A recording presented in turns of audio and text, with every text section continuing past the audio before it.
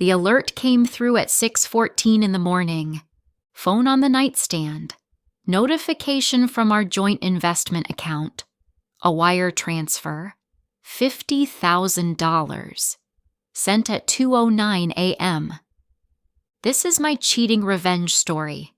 It started with a bank alert while my husband slept 3 feet away from me, and it ended with $215,000 in documented transfers, a hidden property, and an account he could no longer touch. My husband Marcus was still asleep next to me. I didn't wake him. I opened the app and stared at the transaction. The recipient was a name I didn't recognize.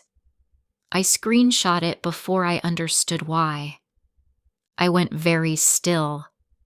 The way you do when you realize the road is icy. Marcus and I had been married 11 years, a house we bought in 2016, title in both our names, a joint investment account we'd contributed to since year 2. My salary went in, his went in. One rule, nothing over $5,000 moved without both of us signing off. We shook hands on it the day we opened the account. For most of our marriage, I handled the finances. Marcus ran his consulting business and deposited income. I tracked the bills, the savings, the investment accounts, which meant I knew exactly what that balance should have been. Now it was $200,000 short. I opened the transfer details. 3 more wires underneath the one that had woken me up. $40,000, $60,000, $50,000, all sent over the previous 3 weeks, all from Marcus's phone, all late, usually after 9 p.m. I leaned back and stared at the ceiling. Then I checked the authorization settings. Years earlier, when we opened the account, the bank asked who would manage large transfers. Marcus laughed and told them to list me. Paperwork stressed him out. At the time, it seemed like a minor detail. I scrolled through the settings. Primary authorization holder, my name.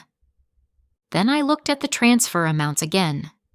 $40,000, $50,000, $60,000, $50,000. All carefully below the threshold that would have triggered a joint notification. He wasn't just sending money. He was avoiding the approval rule. But he had forgotten who controlled the account. The first signal had actually come 4 months earlier. A recurring charge on our credit card, $380 a month, billed to a property management company. I asked Marcus. He said storage unit, office overflow. I told myself I was overreacting. Then I searched the recipient name from the wire transfers. The first result was social media. Marcus had liked several of her photos, recent ones, within the last month. The next result was a fitness studio website. Her name was Renata, personal trainer, and standing beside her in one of the photos was Marcus. The caption read, "Client Progress Celebration." I sat there for a long moment staring at the screen. Then I went back to the bank account. The receiving account was personal, not a business account, not a vendor, not an investment. Marcus wasn't investing. He was sending money directly to her. I opened our checking account next. 2 additional transfers, $7,800, $4,200. Same name. Small things from the past few months started lining up. Marcus going to the gym every evening, weekend client meetings, late nights at the office. I thought he was working harder. The numbers suggested something else. I didn't say anything to Marcus. I pulled months of statements, printed them at the office, spread them across the dining room table after he left. The property management company didn't manage storage units. They managed short-term residential rentals. I called them. Verified billing. A furnished one-bedroom apartment, active since the previous spring. $2,200 a month. 14 months. 3 days later, I hired a private investigator. I needed documentation. Something that couldn't be argued away. He came back in 10 days. Photographs, timestamps, a name. Renata, 29 years old. Living in the apartment Marcus had been paying for since April. The investigator had also pulled property records. That's when I found the second property. A condo, purchased 8 months earlier. Title held under a limited liability company Marcus had formed without my knowledge. Purchase price, $212,000.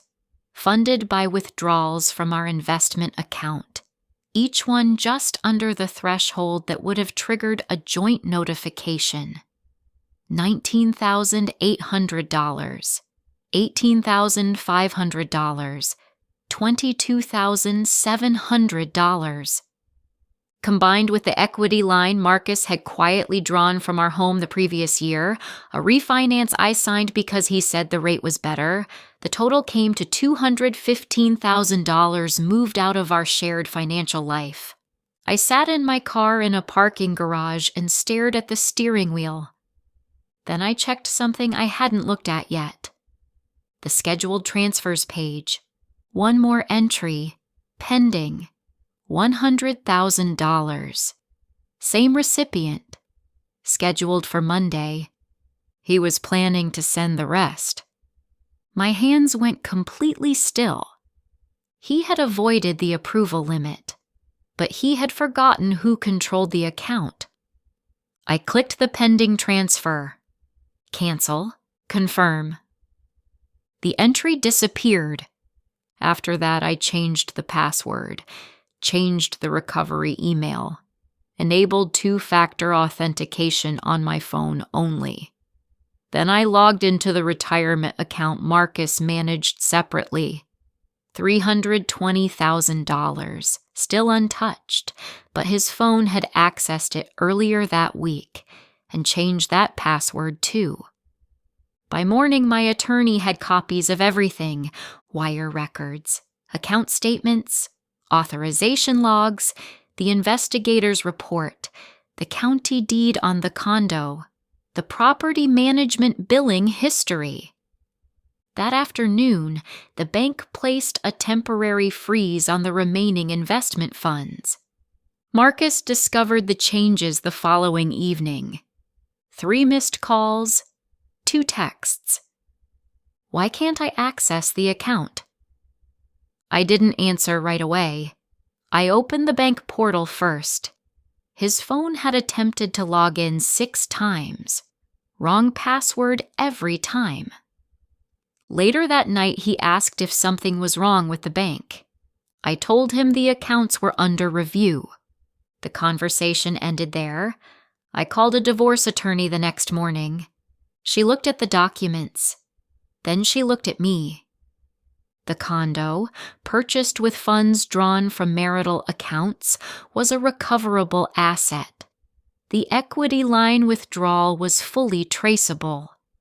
The transfer structuring, each amount kept just below joint notification thresholds, had made his position significantly worse. I asked what we should do first. She told me to stop focusing on what he was doing and start focusing on what I owned. We filed 4 days later. Marcus called that evening. His voice was quieter than I'd ever heard it. He said things had gotten complicated, that he hadn't meant for it to go this far. I told him I'd received the filing confirmation and that he should contact his attorney. He said my name. Just once, the way people do when they're trying to reach you. I told him I had to go. The divorce took 14 months. The dissipation claim held. The condo was classified as a marital asset. The equity line withdrawal was factored into the settlement. Every transfer to Renata became part of the record. So did the $100,000 wire Marcus had scheduled but never sent. I kept the house. The night the paperwork was finalized, I drove home, unlocked the front door, and sat in the same kitchen where I'd first spread out those statements, where I'd stared at numbers that didn't add up and told myself I was probably overreacting. The line I kept coming back to wasn't the final balance. It was the canceled wire, $100,000, pending transfer, canceled by primary authorization holder. That one line was the moment everything stopped. Because when Marcus started moving money, he thought he had time. He didn't. I used to think cheating stories started with messages. A text someone wasn't meant to see, a name in a contact list. But mine started with a wire transfer. And it turns out a lot of them start the same way.